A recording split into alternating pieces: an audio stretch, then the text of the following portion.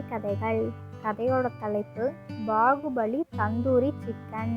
வாங்க கதைக்குள்ள போகலாம். பவனும் விஸ்வநாதனும் சின்ன வயசுல இருந்து நண்பர்கள். 2 பேரும் ஒன்னா படிச்சு வளர்ந்தவங்க.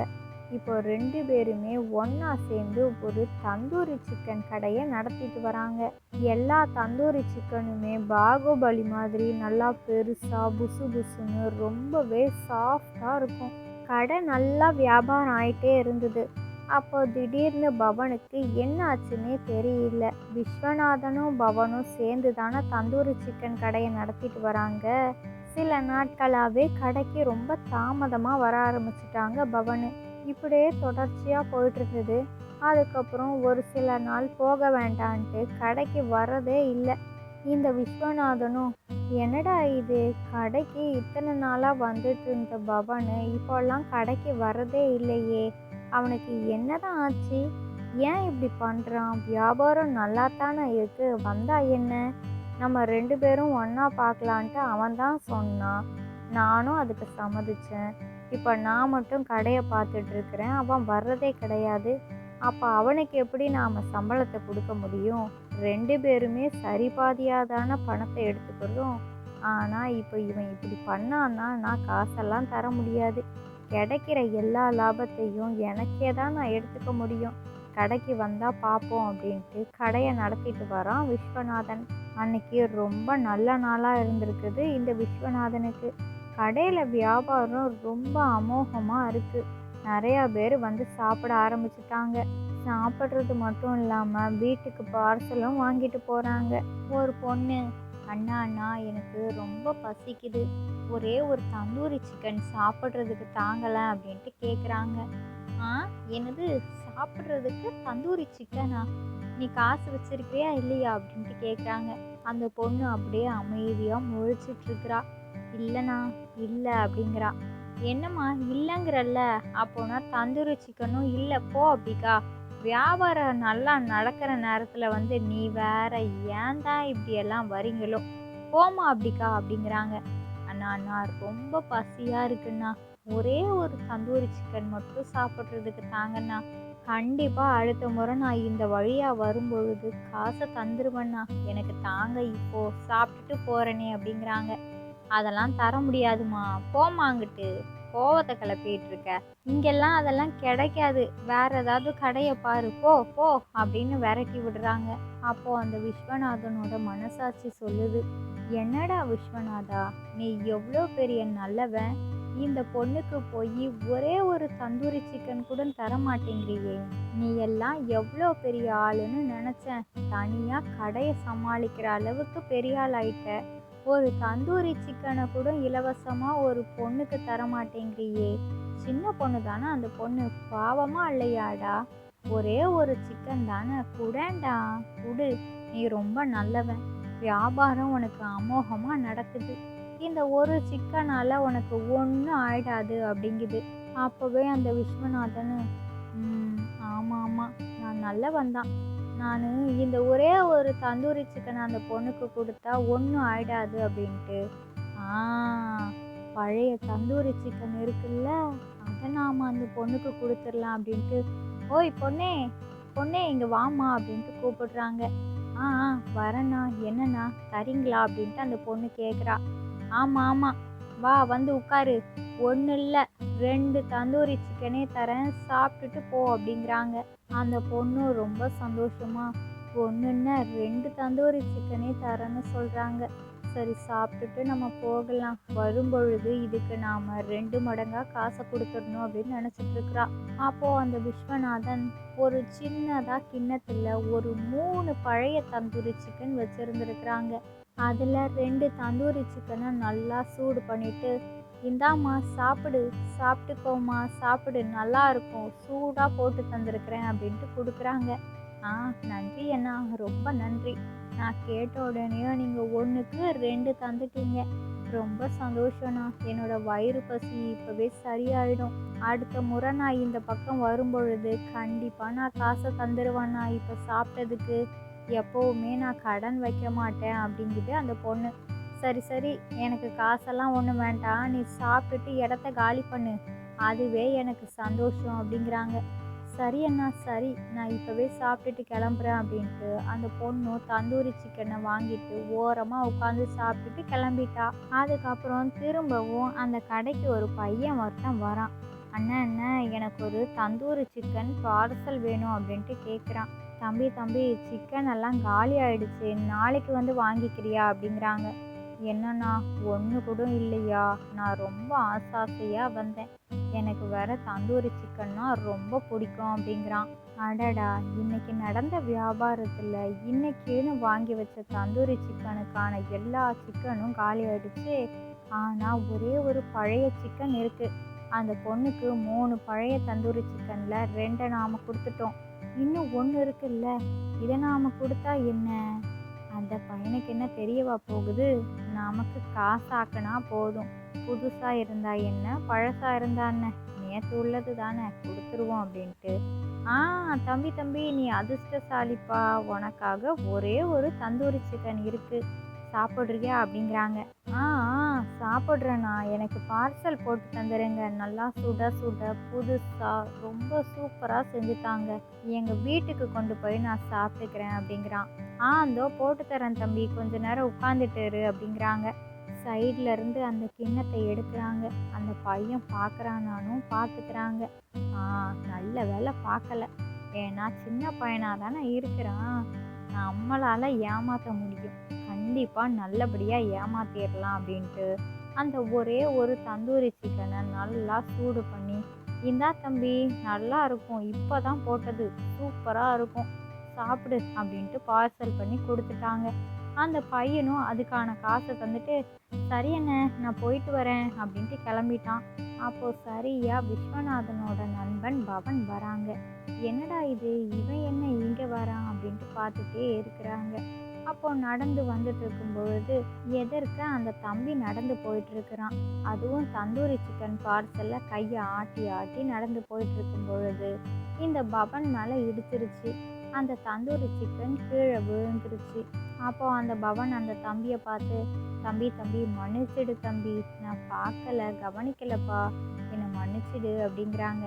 அதுக்கு அந்த தம்பியும், பரவாயில்லண்ணே இருக்கட்டும், நீங்கள் தெரிஞ்சால் இடிச்சிங்க, தெரியாமல் தானே இடிச்சிங்க, அதனால் ஒன்றும் இல்லைண்ணே, நீங்கள் ஏதோ வேலையாக போகிறீங்க போல இருக்கு, நீங்கள் போங்கண்ணே அப்படிங்கிறான் அந்த தம்பி.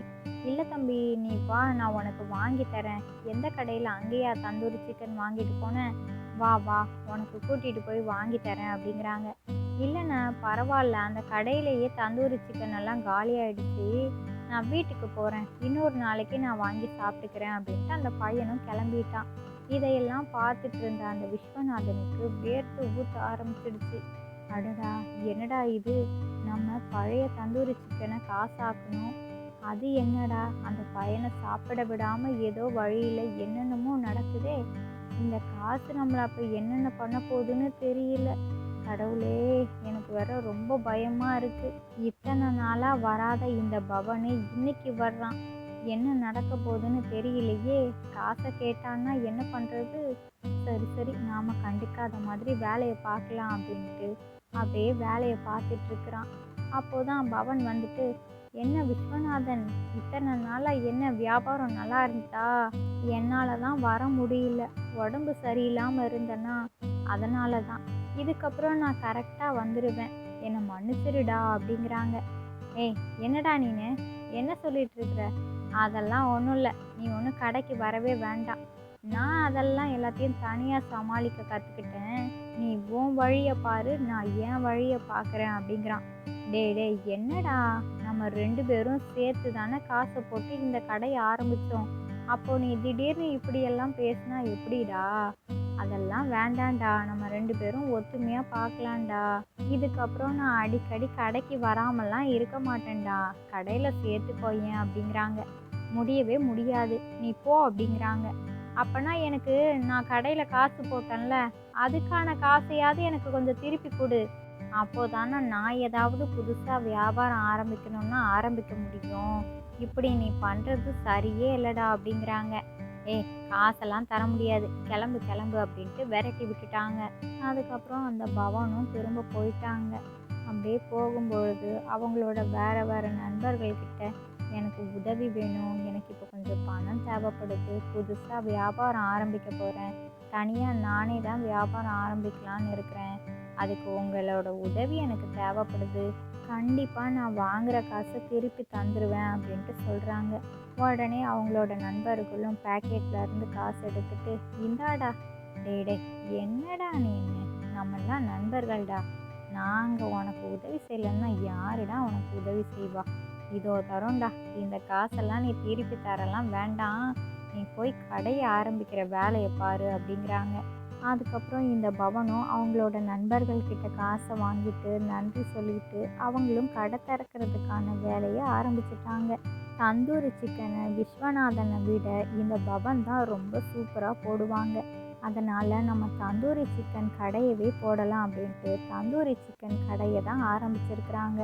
அங்கே விஸ்வநாதன், இன்னைக்கு தான் நமக்கு வியாபாரம் ரொம்ப நல்லா நடந்தது, காசெல்லாம் நிறையா சேர்த்து வச்சுருக்குறோம், இதுக்கப்புறம் நாம் நம்ம வீட்டுக்கு போக வேண்டியது தான் அப்படின்ட்டு இன்னைக்கு வியாபாரம் ரொம்ப அதிகமாக நடந்தது, எப்படியும் இன்னைக்கு காசு ரொம்ப அதிகமாக இருக்கும் அப்படின்ட்டு சந்தோஷத்தில் கல்லாப்பெட்டியை திறந்து பார்த்தா ஒரே ஒரு 50 ரூபாய் நோட்டு மட்டும்தான் இருக்குது. மிச்சம் எல்லா காசும் மாயமாக மறைஞ்சி காணாமல் போயிடுச்சு.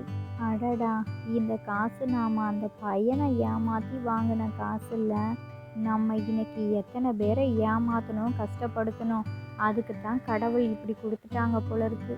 நான் செஞ்சது ரொம்ப ரொம்ப பெரிய தப்பு, இதுக்கப்புறம் இது மாதிரி தவறை எப்போவுமே பண்ண மாட்டேன்னு உணர்ந்துட்டாங்க. பவனோட நண்பர்கள் எல்லாம் அந்த ஊரில் உள்ள மக்கள் கிட்ட சொல்கிறாங்க, என்னோட நண்பன் தான் புதுசாக தந்தூரி சிக்கன் கடையை திறந்துருக்குறாங்க, நீங்கள் நேராக கடைக்கு போக வேண்டியது கூட கிடையாது, ஒரு ஃபோன் பண்ணாலே போதும், உங்கள் வீடு தேடியே என்னோட நண்பன் தந்தூரி சிக்கனை எடுத்துகிட்டு வந்து தந்துடுவாங்க, அதுக்கு நீங்கள் கால் பண்ணி சொன்னால் மட்டும் போதும் அப்படின்ட்டு நம்பரை கொடுக்குறாங்க. பவனும் எப்படா நமக்கு யாராவது ஃபோன் பண்ணுவாங்க அப்படின்ட்டு பார்த்துட்டே இருக்கிறாங்க. அதே சமயத்தில் ஒருத்தவங்க கால் பண்ணுறாங்க.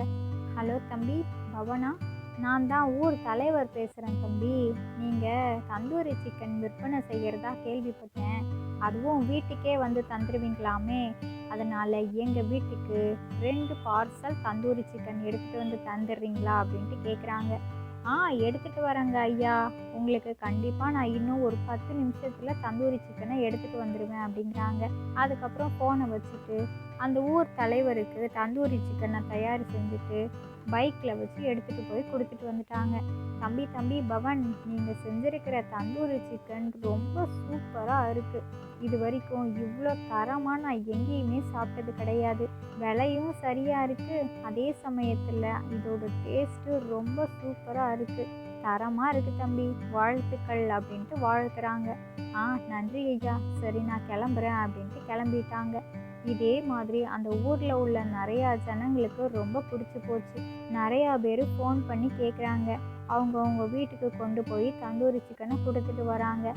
ஒரு சிலர், தம்பி தம்பி நீங்கள் எதுக்கு அலைச்சல் அலையணும், நாங்களே நேரில் வந்து வாங்கிக்கிறோம் அப்படின்ட்டு அப்படியும் நிறையா பேர் வந்து வாங்கி சாப்பிட தொடங்கிட்டாங்க.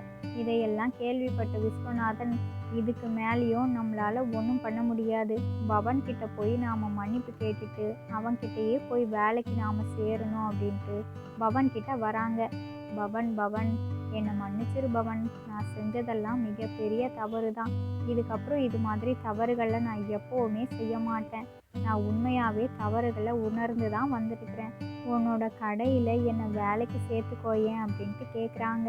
பவனும் எந்த ஒரு மறுப்பும் சொல்லாமல், சரிடா விஸ்வநாதா, நீ என்னோட நண்பனாச்சே, உன்னை நான் எப்படி அப்படியே விட முடியும், வா நம்ம ஒன்றா பார்க்கலான்ட்டு சேர்த்துக்கிட்டாங்க. ஆனாலும் பவன் திரும்பவும் நாம் யார்கிட்டையும் ஏமாந்துடக்கூடாது, கீழே விழுந்துடக்கூடாதுங்கிறதுக்காக விஸ்வநாதனை வேலைக்கு மட்டும் சேர்த்துக்கிட்டாங்க. அதே சமயத்தில் கூட 2 பேரையும் வேலைக்கு சேர்த்துக்கிட்டாங்க. ஆக மொத்தத்தில் 3 பேருக்கு வேலை கொடுத்து இப்போ பவன் முதலாளியாகவே ஆயிட்டாங்க. இந்த கதையிலேருந்து நாம் என்ன தெரிஞ்சுக்கணும் அப்படின்னா, தவறுங்கிறது சின்னதாக பண்ணாலும் தவறு தான், பெருசாக பண்ணாலும் தவறு தான், அதனால் தவறுகள் செய்யும் பொழுது அதுக்கான தண்டனை நமக்கு கண்டிப்பாக வந்து விளையும், அதனால் எப்போவுமே தவறுகளை செய்யக்கூடாது. அதுக்கப்புறம் இன்னொரு முக்கியமான விஷயம் என்னன்னா, மற்றவங்களோட சூழ்நிலை என்னன்னு தெரியாமல் நாமளே அவங்க இப்படி தான் அப்படிதான்ட்டு முடிவு செய்யக்கூடாது. அவங்களோட சூழ்நிலைகள் அனுபவிக்கிறவங்களுக்கு மட்டும்தான் தெரியும். அதுக்கப்புறம் நமக்கு நாம் எவ்வளோ பெரிய கஷ்டத்தில் இருந்தாலும் நமக்கு உதவி செய்கிறவங்கள எப்போவுமே மறக்கக்கூடாது. அவங்களுக்கு நாம் ஒரு நம்பிக்கையான ஆளாக தான் இருக்கணும். அதே சமயம் நாம் கஷ்டப்படும் பொழுது நம்மளை கீழே தள்ளி விட்டவங்கள நாம் கண்டுக்கவே கூடாது. நம்ம அடுத்தடுத்த கட்டத்தை நோக்கி போயிட்டே இருக்கணும். அப்போ அவங்களுக்கே தெரியும் அவங்க பண்ணது தப்புன்னு. அப்போ கண்டிப்பாக தப்பு செஞ்சவங்க நம்மக்கிட்ட மன்னிப்பு கேட்பாங்க. அவங்களோட தவறுகளையும் அவங்க உணர்ந்துருவாங்க. அதே சமயம் தவறுகளை செய்ய மாட்டாங்க. எப்போவுமே குடும்பத்தினராக இருந்தாலும் சரி, நட்பு வட்டமாக இருந்தாலும் யாருக்கிட்டனாலும் அன்பாக இருக்கணும். யாரையும் காயப்படுத்தக்கூடாது. உங்களுக்கு உங்களோட ஃப்ரெண்ட்ஸ்னால் ரொம்ப பிடிக்குமா? அப்போ நம்ம வீடியோவுக்கு ஒரு லைக்கை தட்டி விடுங்க. இந்த கதை பிடிச்சிருந்தா லைக் பண்ணுங்கள், ஷேர் பண்ணுங்கள். உங்களோட கருத்துக்களை கமெண்ட் பாக்ஸில் கமெண்ட் பண்ணுங்கள். இது மாதிரி சுவாரஸ்யமான கதைகள் எல்லாம் பார்க்கணுமா? ப்ளீஸ் நம்மளோட சேனலை சப்ஸ்கிரைப் பண்ணுங்கள். நிறைய பேர் நம்மளோட சேனலை சப்ஸ்கிரைப் பண்ணாமலேயே பார்த்துட்ருக்குறீங்க. சப்ஸ்கிரைப் பண்ணிக்கோங்க. இதோட இன்னொரு விடுகதைகள் வீடியோவில் பார்க்கலாம். ஓகே, பாய்.